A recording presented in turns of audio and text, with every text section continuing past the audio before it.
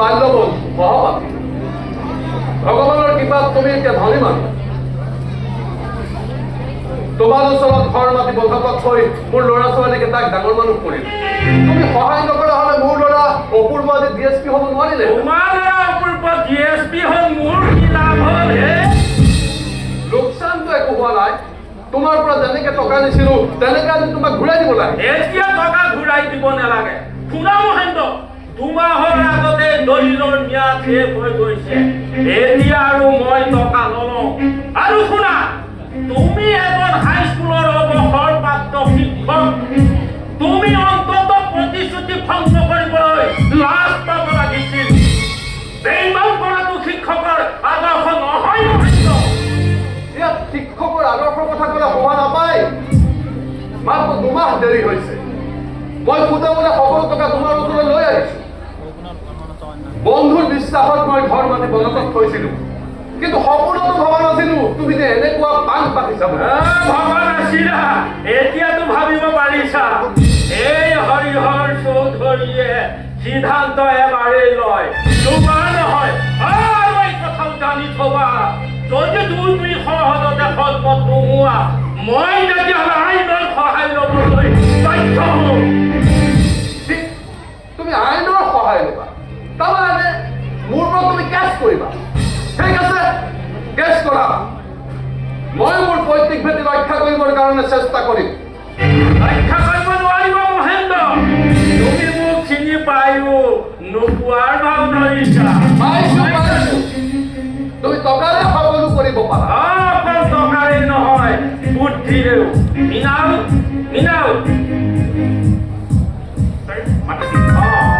এই মহেন্দ্ৰ মাষ্টৰক লৈ যোৱা দলিল মতা টকা দিব পুনৰ দলিল কৰাই ল'বা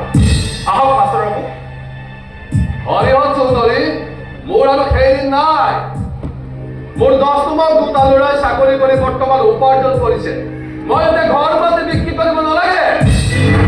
বাৰু মহেন্দ্ৰ মই কথাটো ভাবি চাম মৃণাল স্যাৰ আৰু তুমি যোৱা ঠিক আছে স্যাৰ মই একটু এদিকে ওলাই যোৱা বাৰু মহেন্দ্ৰ মই এটা কথা ভাবিছো কি ভাবিছা আজি বহুত তৰ্ক বিতৰ্ক হ'ল আমিতো অতি পুৰণি দিনীয়াৰ বন্ধু সেয়েতো মই সেই বন্ধুত্বক স্থায়ী কৰিব বিচাৰো মহেন্দ্ৰ অৰ্থাৎ কথাৰ সুসলনিৰ কাৰণ আছে তুমি যদি মোৰ ছোৱালী সীমাক তোমাৰ ল'ৰা অপূৰ্বলৈ বিয়া কৰোৱা তেন্তে সকলোবোৰ থাকে আৰু মই তোমাক দলিলখন এনেই ঘূৰাই দিম টকা ধাৰণিয়াত লৈ বিয়া বাৰৰ সম্বন্ধৰ কথা ক'ৰ পৰা আহিলে তোমাৰ পৰা মই টকা ধাৰণি দিছিলো আজি তোমাক দিবলৈ আহিছো তুমি টকাখিনি লোৱা আৰু মোক ঋণমুক্ত কৰা অৰ্থ অতি সহজ তোমাৰ ছোৱালী মই মোৰ ঘৰৰ বোৱাৰী কৰিব নোৱাৰো যদি লাগে তুমি টকা লোৱা যদি নালাগে মই টকা লৈ যাওঁ তোমাৰ ওচৰত টকা আনিবলৈ মই কেতিয়াও নাহোঁ কামটো সহজতে নহ'ব কিবা বেলেগ উপায় চিন্তা কৰিব লাগিব মনত ৰাখিবা হৰিহৰ চেঙেলীক চাইৰে ধৰিব মই ভালকৈ জানো মই চেঙেলী তাতকৈ অলপ বেছি তুমি সমাজত সহায় কৰাৰ নামত লুটি পুতি ধনৰ পাহাৰ কৰিছা ময়ো কিন্তু খেনৰে যাম সেই খেনক কাউৰী সজাবলৈ মোৰ বেছি সময় নালাগে কাউৰীৰ ৰংটো দেখিছা হৰিহৰ যেতিয়া হাজাৰ বিজাৰ কাউৰী আহি আগুৰে ধৰি মূৰৰ চুলিকেইটা নাইকিয়া কৰিব তেতিয়া কি হ'ব জানা জানো উপকাৰী পদকৰ ৰেখা অজগৰক যেতিয়া আঘাত কৰা হয় সি ফেনাৰ মাজত দংশন কৰে হৰিহৰ নামৰ এটা ঠগ প্ৰবঞ্চ নাই বহা শুনা শেষবাৰৰ বাবে কৈছো যদি টকা লোৱা নতুবাই পাছত আৰু টকা নিবলৈ তোমাক ইয়ালৈ নাহো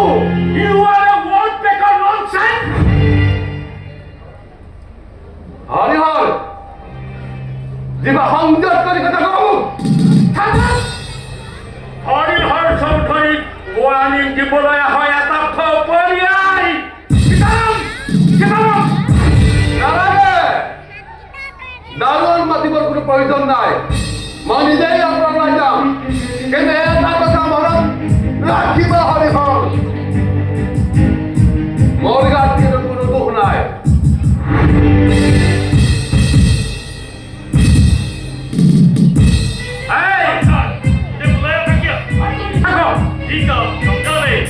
বুঝা নাই কিয় বুঝা নাই जी साहब हम तो एकदम बुद्धू आदमी है এই শুন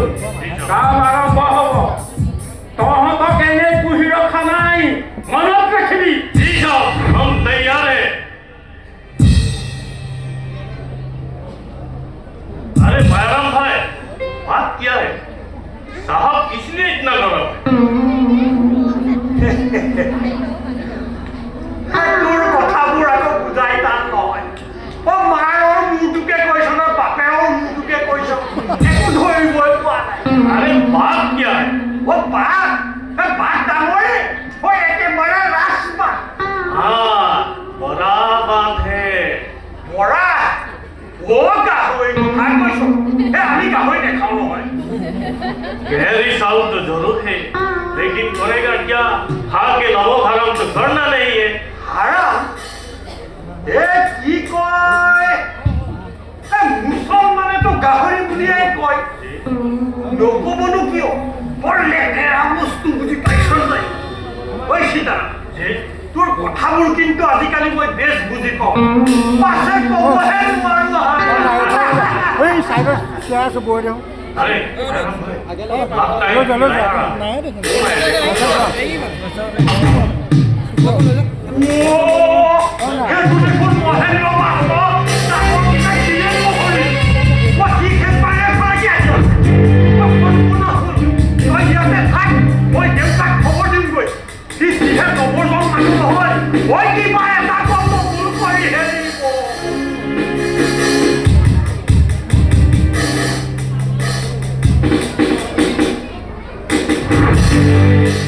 এই তোর মালিক কোন अंदर में है साहब আজ ফোন করে মাতি দে वो खुद आएंगे आप बैठिए মই বলে বলে হারাই মাছ ফোন করে মাতি দে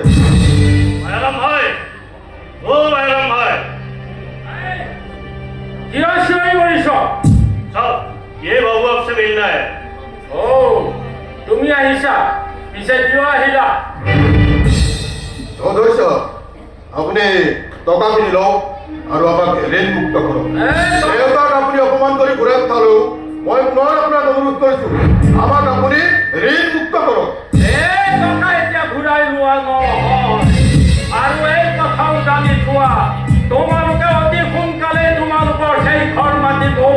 এৰি দিব লাগিব আণ্ডাৰষ্টেণ্ড আপোনাৰ কথাৰ অৰ্থ অৰ্থ অতি সহজ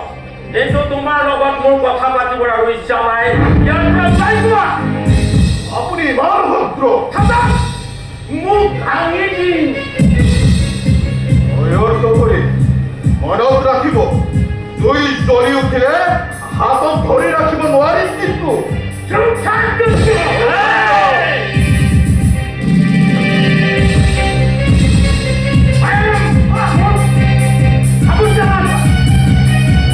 চৌধুৰী সাহেব মোক মই ক্ষমা কৰিম মই মোকে পোহনীয়া কুকুৰ লগাইছ নহয় মই তোকে বনৰীয়া সিংহ লগাই দিম